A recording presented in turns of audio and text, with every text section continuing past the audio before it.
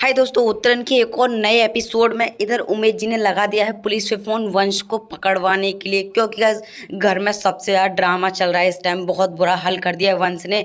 अब गाइस उत्तरायण के 751 के एपिसोड की सब कुछ जानकारी देंगे। प्लीज गाइस चैनल को सब्सक्राइब करना, वीडियो को लाइक जरूर कर देना। इधर गाइस यहाँ पे कसा काका तो मान जाते हैं कि हमारा वंश ही है और वो उसको गले लगा लेते हैं, क्योंकि गाइस माई से कसा काका मिले हुए हैं और इन दोनों को बस वंश को अपनाना है। उसके बाद पूरा घर मतलब अपना लेगा, क्योंकि माई दो चार धमकी देंगी अपने बारे में कि मैं वहां चली जाऊंगी, ये कर लूंगी, वो कर लूंगी, तो ऐसे करके वंश हाथ आ जाएगा। अभी देखना गाइस इस एपिसोड में सभी लोग मतलब कसा कहा कहते हैं कि हमारा वंश ही हमने अच्छी तरीके से पहचान लिया है। इधर चंदा को विश्वास नहीं होता, पर चंदा को पता नहीं है कि सच में इसको कुछ भी कैसी बात है। तभी गाइस इधर वंश उसके पास खुद आता है और कहता है कि चंदा दीदी, तुम ऐसा, मैं तुम्हारे बारे में नहीं सोचता था कि तुम मुझे पहचान नहीं पाओगे। आपने मुझको तो खिलाया है, आप मेरा सब कुछ जानते हो, फिर भी आप ऐसी बातें कर रही हो। तो इधर गाइस वो अपनी माई के पास जाता है, कहता है कि माई तू ही इन लोगों को समझा ले जब कोई नहीं समझ रहा तो। और क्या तुझे, तू भी, मैं भी तुझे अपना परिचय दूं, मतलब अपने घर में रहने के लिए भी मुझे सबसे कहना पड़ेगा कि मैं इस घर का वारिस हूँ, इस घर का वंश हूँ। अरे कोई मेरी बात का तो विश्वास करो। गाइस इधर उमेश जी बहुत ज़्यादा गुस्से में होते हैं। इधर माई के पास आता है और आके बैठ जाता है। मतलब गाइस सबके सामने ये दिखाना चाहता है कि मैं मतलब बहुत इस घर का हर चीज़ जानता हूँ और मैं ही वंश हूँ, ऐसा सबको जाहिर कराता है।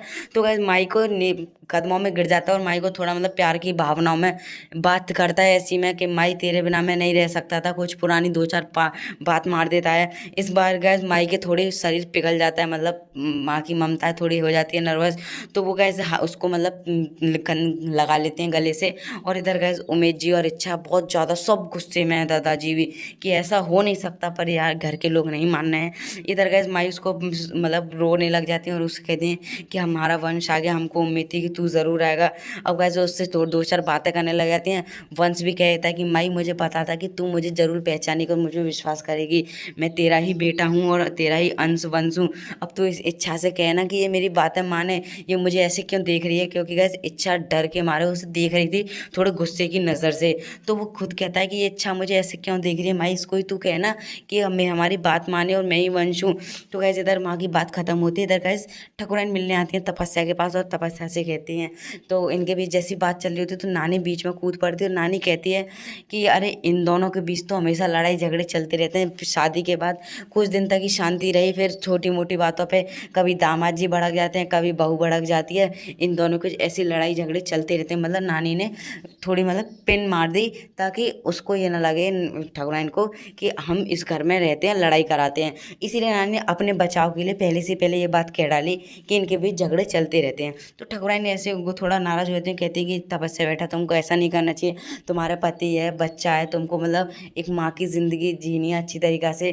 तो इधर का तपस्या कहते हैं कि हाँ माँ, हम सब कुछ जानते हैं, इसीलिए हम सब खुश रहते हैं, बिल्कुल हमके कोई टेंशन नहीं, और हम राठौर के साथ बिल्कुल खुश हैं। छोटी मोटी बातें चलती रहती हैं, पर हम इस बात से बहुत ज़्यादा परेशान हुए कि जब से हमको पता चला कि इच्छा हमारे बेटे को दूध पिला रही है, वो भी हमारे पति की मौजूदगी में, तो हमको ये बात बर्दाश्त नहीं हुई, इसीलिए हमने ये सब राठौर से कहा और हमारे भी झगड़ा पैदा हो गया। तो हमें ये बात करना कोई अच्छा तो लगता नहीं है, पर इस दुनिया में और भी माँ हैं जिससे वो हमारी बदला है, उसको ज़रूरत थी हमारे युवराज को दूध की, तो वो किसी और माँ को पकड़ लेते, उन्हें इन्हें इच्छा को ही चुना।